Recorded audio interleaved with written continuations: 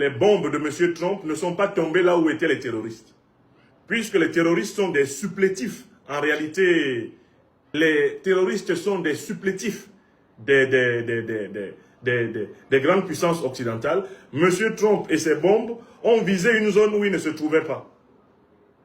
Les renseignements sur place au Nigeria montrent très bien qu'ils ont visé une zone où les terroristes ne se trouvaient pas.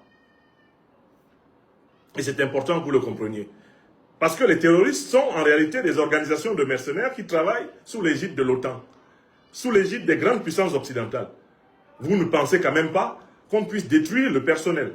L'objectif de ces bombardements, c'est de semer la terreur dans l'opinion africaine, c'est de semer la terreur au niveau des gouvernements africains, afin que ceux-ci acceptent de brader le pétrole, l'or, le manganèse, le bauxite, le coltan, qu'ils acceptent de brader l'uranium pour la grande puissance américaine et ses alliés occidentaux. Les bombardements de Trump sont des actes terroristes contre le peuple africain. Ils ne sont pas faits pour protéger les chrétiens, parce que Trump n'est pas chrétien et ne protège même pas les chrétiens américains. Les Noirs américains chrétiens sont les populations les plus discriminées, les plus maltraitées des États-Unis. Donald Trump est contre eux.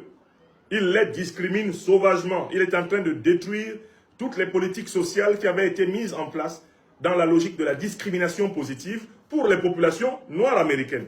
Quelqu'un qui n'aime pas les Noirs américains ne peut pas aimer les Noirs africains. Ce n'est pas possible. Ces bombardements sont des menaces qu'il fait peser sur la totalité des pays africains pour leur dire « Les États-Unis ont soif de matières premières stratégiques et de terres rares. Si vous ne nous les donnez pas, nous allons vous bombarder. Nous allons vous tuer. » C'est ça le message de Trump. Alors, il n'y a que les Africaines et les Africains qui sont des lâches ou qui sont des valets du néocolonialisme français, de l'impérialisme occidental. Il n'y a que ces Africains-là pour ne pas reconnaître l'évidence du vaste plan de recolonisation militaire, recolonisation, économique, recolonisation politique, recolonisation culturelle de notre continent. C'est une évidence de base. Il faut être du diable en personne pour ne pas reconnaître ce fait.